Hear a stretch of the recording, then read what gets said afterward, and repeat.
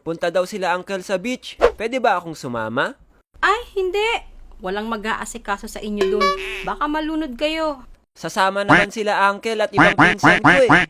Ay, magiinuman lang yung mga yon. Huwag ka nang sumama. Pero ma, ngayon lang naman to eh. Ah, basta, hindi ka sasama. Tigas ng ulo mo ah.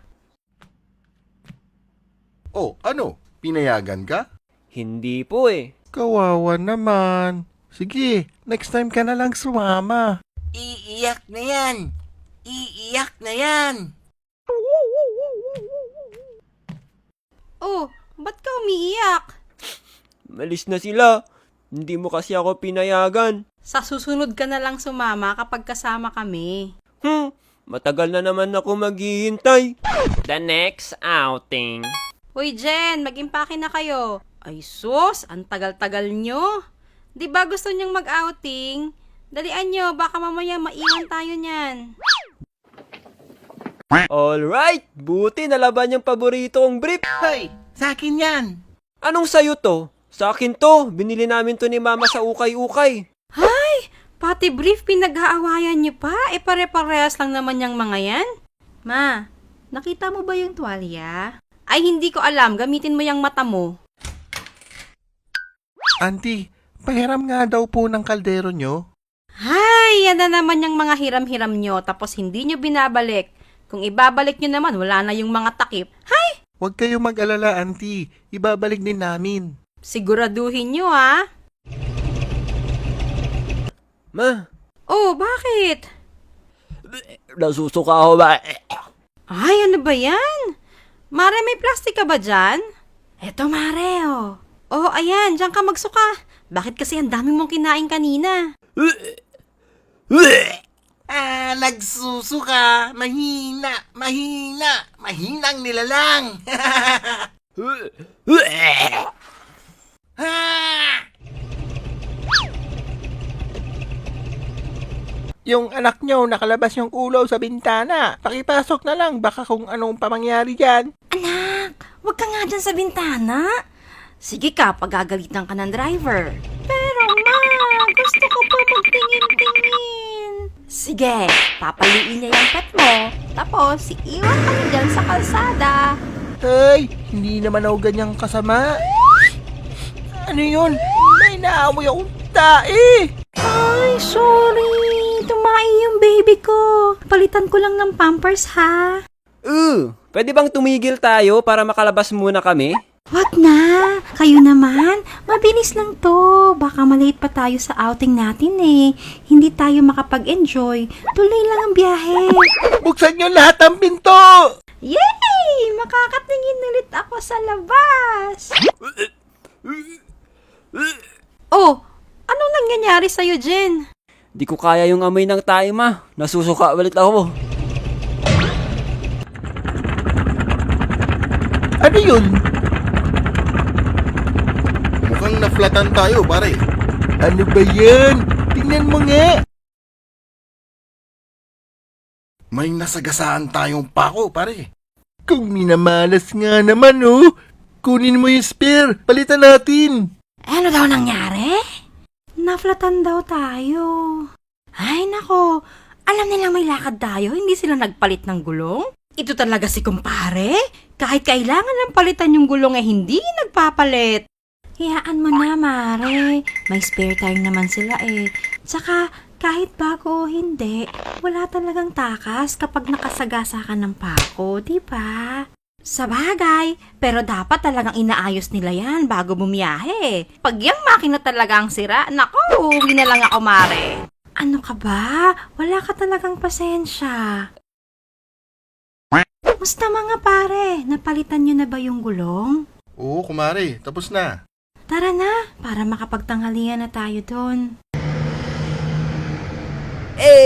Sa wakas, nakarating din tayo. Kaya nga, akala ko hindi na tayo makakarating. Bulok-bulok kasi yung jeep ni Uncle eh. Uy, baka marinig ka ni Uncle dyan! Tara na, mag-swimming na tayo. Pep, wala munang mag-swimming, kakain muna tayo.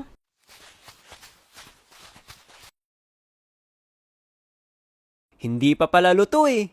Mabilis lang ba maluto? Malamang hindi. Kayong mga bata talaga masyadong mainipin.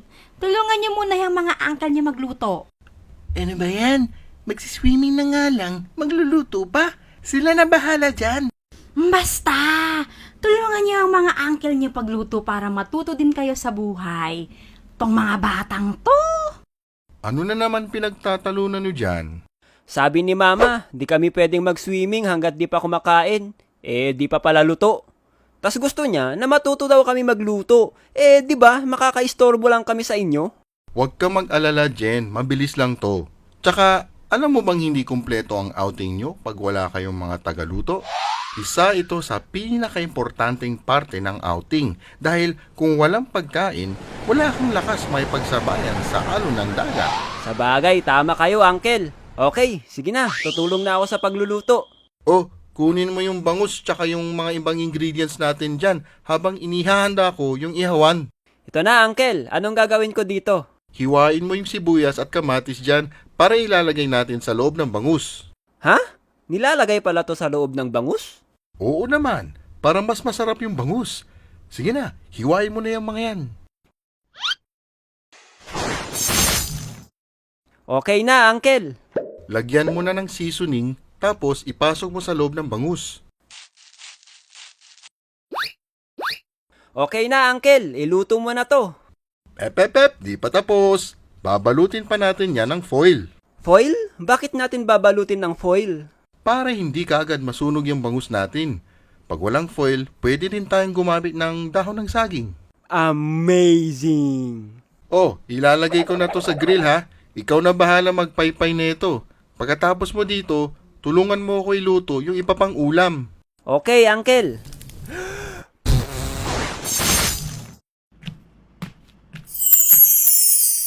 Uy! Sa wakas may food na!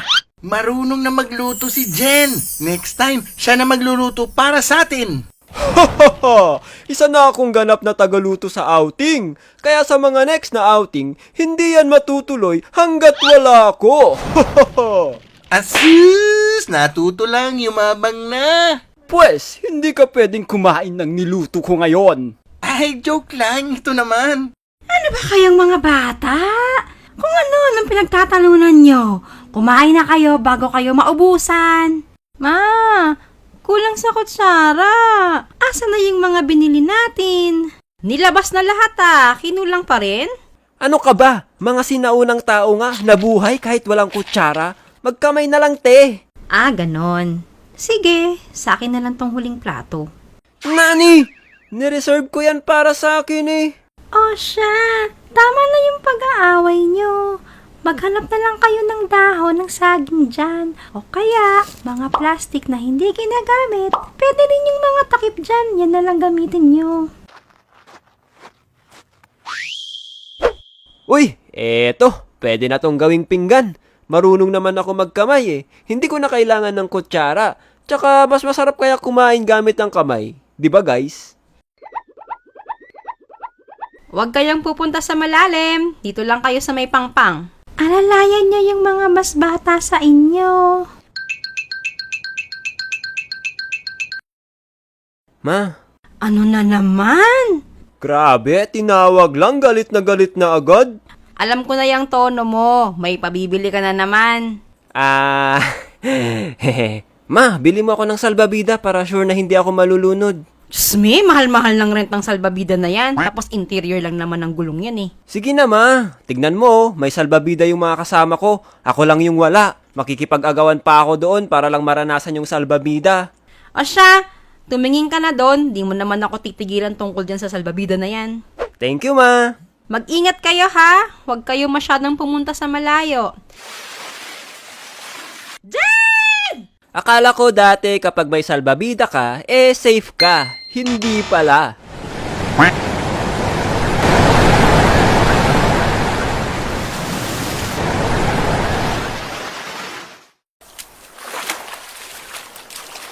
Ay, ayoko na gamitin tong salbabida na to.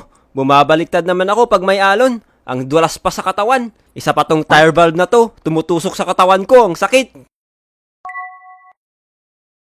Uy, anong ginagawa mo? May mga nakita akong isda. Sinusubukan kong hulihin. Saan? Tingnan mo lang dyan sa paligid mo, bigla silang lalabas. Wow, meron nga! Woo! Ang hirap naman nila huliin. Dahan-dahan ka lang kasi, wag mo silang gulatin. Aray! Ano ba ito? May tumusok sa paa ko! Hala, si Urchin yan. Malalim ba pagkakatusok sa'yo, nak? Delikado yan. Natusok ng si Urchin si Ambot. Sinong naiihi dyan? Ihian nyo nga yung paa nito. Nakakagaling ba talaga yun? Hindi ko alam, pero yan yung sabi-sabi nila eh. Dapat pumunta na lang sila ng hospital.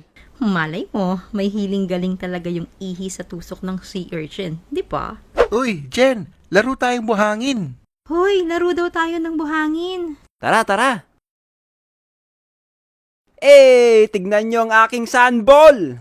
Matibay ang pagkakagawa ko dito. Hindi naman matibay eh. Siyempre, binato mo. Hawak-hawakan mo lang kasi. Hindi naman matibay eh. Siyempre, piniga mo. Baliw naman neto. Sus, pangit ng sandball mo. Tignan mo tong sandcastle ko.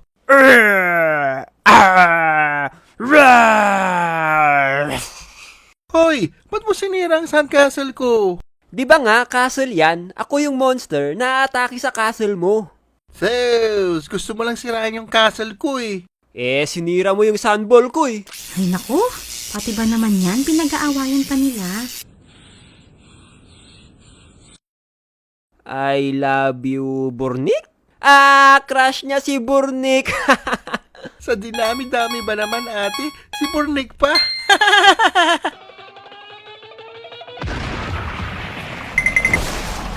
Ano bang ginagawa niyo dyan? Tara na, uwi na daw tayo, sabi ni Mama. Ha? Maaga pa.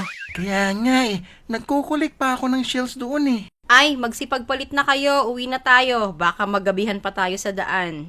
Ayoko talaga sumasama sa mga outing ng matatanda dati kasi potek yan, babiyahe kayo ng malayo tapos ilang oras lang kayo mag-e-enjoy.